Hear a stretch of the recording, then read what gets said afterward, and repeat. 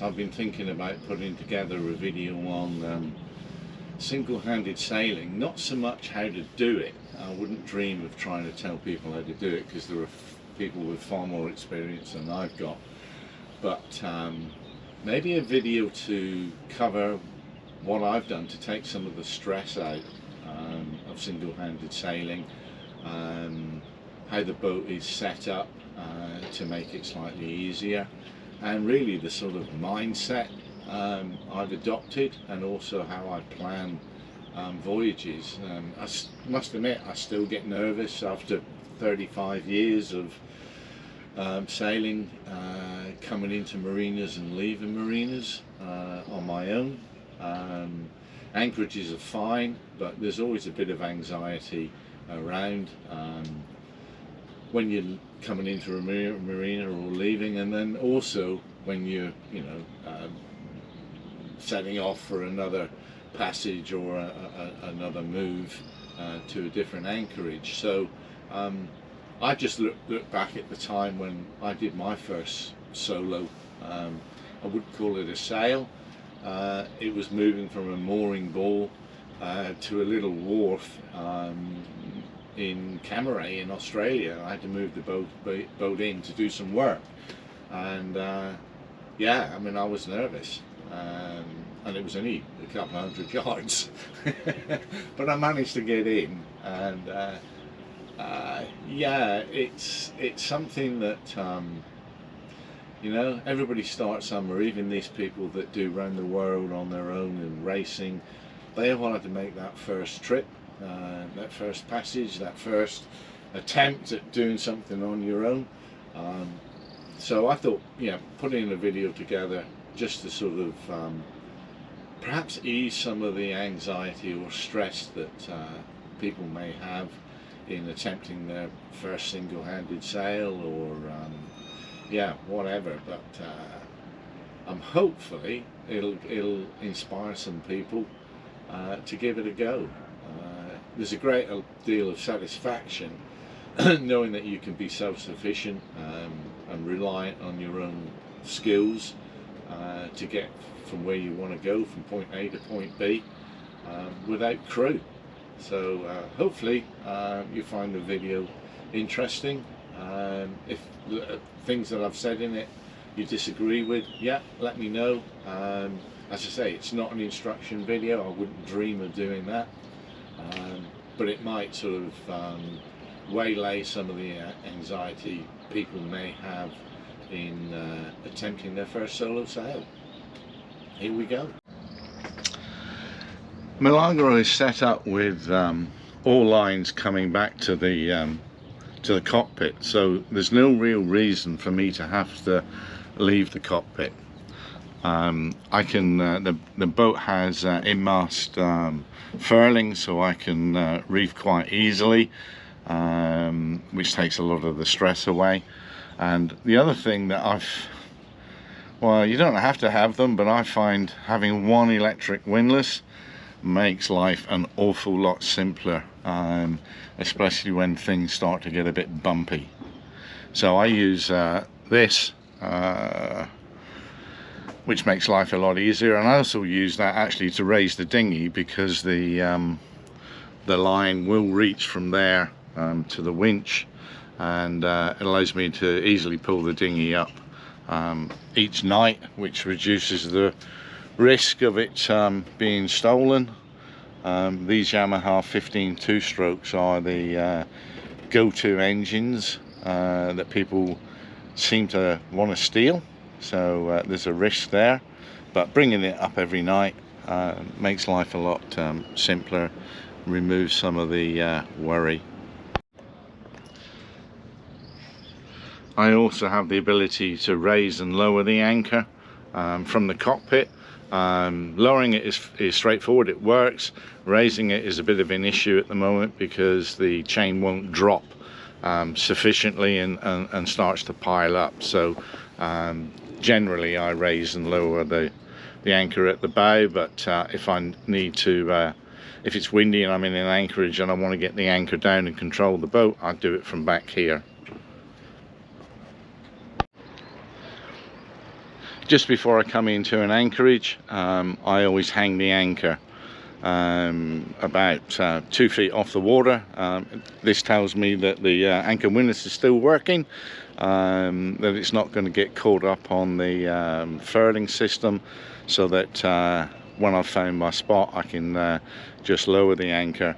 And I've painted the hoop orange, which makes it a lot easier to spot to see whether the anchor's dug in without having to dive in and have a look. On the subject of anchoring, confidence in your anchor is a big thing for me. I've always used Rockners. They very rarely let go. If you get a 180-degree wind shift, sometimes they take a little while to reset, but I've never really had any issues. If I had to buy a new one, I'd probably go one size bigger than what they recommend, just for that level of confidence in that you're in the air anchorage and the wind comes up. You've got to be confident that your anchor is going to hold. The other thing I do is, when I get into an anchorage, is to take a drive around the anchorage, go in, have a look around, look at the available spots, and then depending upon what the weather's going to be over the next few days or that evening, pick the best spot that I can. And then if a better spot comes up, I will move the boat and drop in another spot if somebody leaves. Being able to be confident that your anchor is going to hold makes sleeping at night a lot more easier, to say the very least. Being in the Sea of Cortez, the winds can be quite light sometimes, so I'm probably going to use the Code Zero quite often. Currently it's set up with the furling system where you have to go up to the bow to furl. I've ordered some new lines so I can bring that control back to the cockpit, so once again I actually don't have to leave the cockpit to fly or pull in a Code Zero. Which brings me on to the subject of actually sailing. To be honest, that's probably the easier part, particularly if the weather's decent. But I think I would openly admit I sail conservatively. I don't have everything up. I sail with a bit of a reef in the main, and I certainly plan well ahead in terms of when I'm going to move from point A to point B. I like to try and get to new locations by about 2 o'clock in the afternoon. So sometimes that means leaving first thing in the morning, early. But then it doesn't put any pressure on me to get to the location in terms of time. And I like to keep up a minimum of 5 or 6 knots. So if the wind's not strong enough, I'll motor sail or just motor, just to make sure that I get there without any hassle. And if anything does go wrong, it gives me another 2, 3, 4 hours before it gets dark. So yeah, sailing conservatively certainly takes a bit of pressure off. I do things an awful lot earlier than perhaps most people would. Coming into an anchorage, my sails will be down and away way before couples, where you've got all crew, where you've got people to to get the boat ready to move into the anchorage. So maybe even as much as 20 minutes to half an hour before, I'm down, the sails are down, and I'm motoring. And I take my time. I don't try and rush anything. I try and avoid that at all costs. When you rush stuff, that's when things go wrong. So thinking ahead, planning ahead, makes life an awful lot easier when you're on your own. When coming into a marina, I always call in and let them know I'm coming, and ask for somebody to be on the dock to give me a hand. I also set up dock lines both sides, and fenders. I've had issues in the past where I've asked the marina whether it's a port or starboard tie, and they come back and say it's a starboard tie. I set up for a starboard tie and I get into the marina and it's a port tie. Okay when there's a couple, but when you're on your own, that's a real issue. It means going back out, resetting everything and then coming back in. Likewise, when I pick up a mooring ball, I set up for both sides, because I slowly ease up to the mooring ball. I don't know which side of the boat it's going to go down, so I set up ropes so that I can grab the mooring ball from either side of the boat, which helps a lot. You never know which side the mooring ball is going to go. I'll try and do it in one attempt, but yeah, don't be disappointed if it takes more than one go. I've done that quite a few times. I remember the first time I ever picked up a mooring ball in Sydney. I came at it, it was in a tidal area, and I came at it downstream. Picked up the mooring ball at the bow, and within about a minute I was being forced to the back of the boat, hanging on for dear life, and I had to let it go. And then I thought maybe you should approach mooring balls upstream, but yeah, that was a steep learning curve. As I spend the majority of my time in the cockpit when moving from A to B, I try and make the cockpit as comfortable as possible. This is where I sleep as well, so yeah, cockpit cushions make life a lot more comfortable. I use traditional egg timer, and I set that for 20 or 30 minutes when I'm on a passage to wake me up. When moving anchorage, about half the time that I sail, I try and buddy boat with people. I always try and find boats of similar speed. There's nothing more frustrating than buddy boating if they're a lot slower than you. So yeah, if and they have the same outlook. If they want to, you know, sail and they're happy to do 2 knots, well, you know, I'm not into that. So on those occasions, if I can't find a buddy boat that can do the similar speed, then that's when I go on my own and sail under my terms and conditions. I don't actually sail to a time scale. I think that's quite dangerous. I'll wait for the correct weather, and as I said before, you know, I plan my departure on really the time I want to arrive at the next anchorage. So yeah, if that means getting up early or leaving a bit later, that's fine. But I don't hang around out there. It's a question of you know, this is my home. I want to get there as safely and as quickly as possible, which sometimes means you motor all the way. So it's, you know, it's not solo sailing, it's solo motoring. As some of my past buddy boaters will confirm, a particular friend of mine, Gerald, on a boat called Calypso, said there was no point in me having sails because I hardly ever use them. Thanks, Gerald. I also carry a lot of spares for the engine, just in case something goes wrong. Starter motors, alternator, injectors, what else? Spare belts, plenty of oil, plenty of filters, so I can cope with most things that can go wrong with an engine. People have asked me, is there anything I need to add to the boat?